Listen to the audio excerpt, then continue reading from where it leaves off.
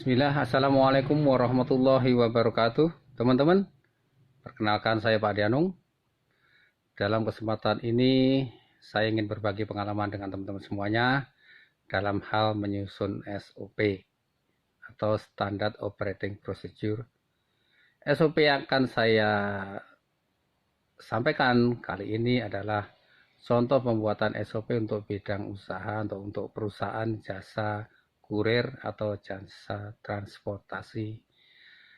Mudah-mudahan bermanfaat bagi teman-teman, khususnya yang memiliki usaha jasa kurir dan sebagainya dan sejenisnya. Karena saya pernah melihat ada salah satu perusahaan jasa kurir yang lumayan besar skalanya, namun ketika saya masuk di dalamnya ternyata tidak memiliki SOP, tidak memiliki struktur organisasi maupun reporting atau semacam itu. Oke, ini sebagai acuan saya untuk berbagi pengalaman ke teman-teman semuanya. Baik, kita lanjut ke teknis. Teman-teman, sebelum kita menyusun suatu SOP yang saya sampaikan di depan tadi, terlebih dahulu perlu kita membuat suatu struktur organisasi sehingga kita bisa memetakan fungsi-fungsi yang akan kita siapkan SOP-nya. Bukan berarti tidak bisa kita siapkan untuk keseluruhan, bukan begitu, tapi sebaiknya kita kotak-kotak dulu supaya jelas masing-masing fungsinya, sehingga pada saat identifikasi prosesnya menjadi lebih jelas. Misal, sebelum kita siapin SOP-nya, barangkali teman-teman ada beberapa yang belum tahu persis apa sih SOP itu. SOP adalah suatu dokumen yang berisikan suatu proses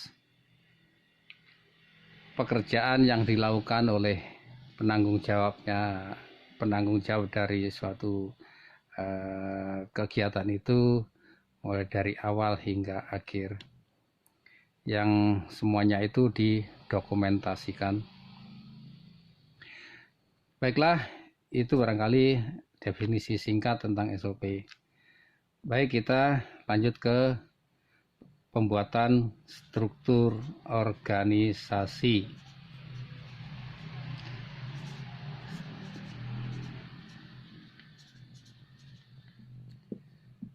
Struktur organisasi untuk perusahaan kurir. Misal, perusahaan kurir itu bernama PTA. Ya.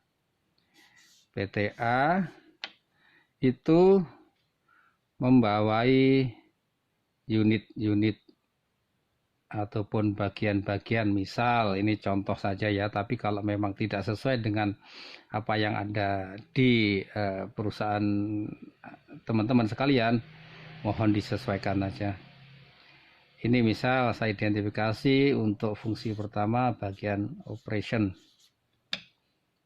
Terus kemudian bagian berikutnya fungsi keuangan. Dan bagian berikutnya pemasaran. Ya, misal seperti ini ya. Misal seperti ini, ada bagian operation, ada bagian keuangan, ada bagian pemasaran. Kita gambarkan seperti ini. TA membawain ini, dan situ ya. Oke. Secara garis besar seperti itu, baru kemudian kita rinci lagi. Misal bagian operation itu membawain fungsi apa saja sih sebenarnya. Misal di situ ada bagian inbound, ada bagian inbound, ada bagian operation siang, ada bagian operation malam, ada bagian yang umum yang saya dengar ya, gateway.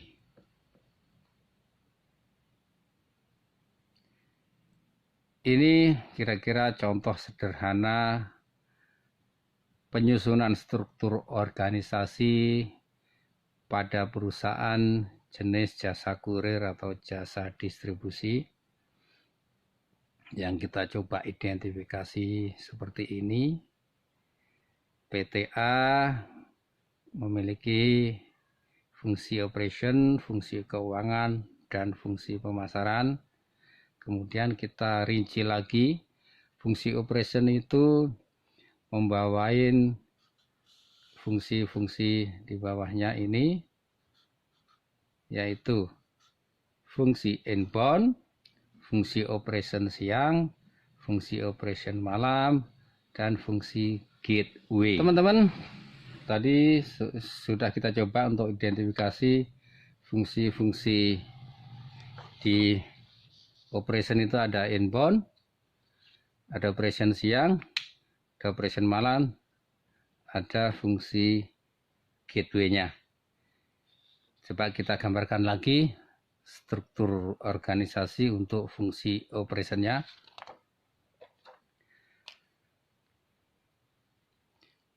Operation PTA.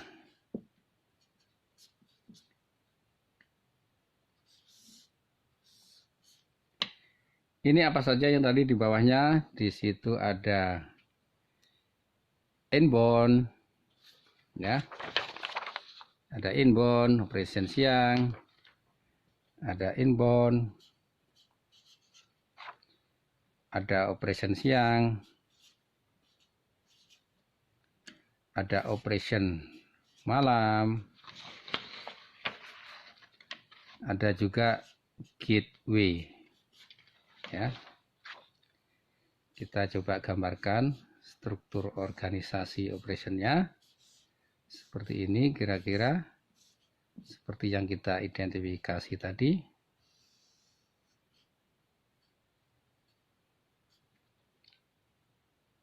Nah, baru kemudian fungsi inbound-nya kita rinci lagi. Fungsi inbound itu ada inbound yang via udara, ada yang via darat. Darat ini bisa macam-macam juga ya, bisa melalui tracking, bisa melalui lewat bus, bisa lewat kereta, dan lain-lain. Kemudian juga ada inbound yang via laut. Pada dasarnya adalah semua sarana ataupun moda transportasi yang ada akan kita optimalkan, karena seluruh area yang tercover di cabang-cabang belum tentu siap dengan salah satu sarana transportasi saja. Misal udaranya pun belum tentu ada, ataupun karena ada alasan lain waktunya masuk dan bisa kita siasatin menggunakan darat misalnya, seperti itu. Dan fungsi inbound sendiri pun juga ada, kalau nggak salah, splitting ya, itu. Kemudian fungsi operation siang itu apa saja? Kira-kira ada fungsi sebagai kurirnya, ada untuk national service. National service itu CS-nya untuk pelayanan ke cabang-cabangnya ya. Kecuali untuk customer service-nya ya, namanya customer, ini pelayanan untuk keluhan cabang. Untuk nasional keluhan customer. Kalau national service, penanganan untuk keluhan kantor cabang. Kemudian operation malam, misal itu ada fungsi outbound operation, kemudian ada fungsi data entry. Berikutnya gateway ini fungsinya untuk mengirimkan paket-paket ke seluruh cabang dari kantor pusat di misal di Jakarta gitu kira-kira ya. Di situ gateway juga ada gateway melalui udara, gateway melalui darat, dan gateway melalui laut. Teman-teman, itu barangkali sementara sebelum kita masuk ke teknis penyiapan SOP-nya, paling tidak kita sudah mendapatkan struktur organisasi yang coba kita petakan tadi, yang kemudian nanti kita tinggal masuk ke teknis penyiapan SOP masing-masing fungsi yang sudah saya sampaikan di sini. Baik, itu dulu barangkali. Terima kasih. Wassalamualaikum warahmatullahi wabarakatuh.